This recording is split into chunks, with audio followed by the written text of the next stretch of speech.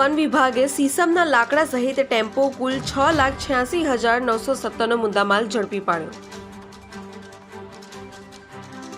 2 આરોપી અંધારાના લાભ લઈ ભાગી છૂટ્યા।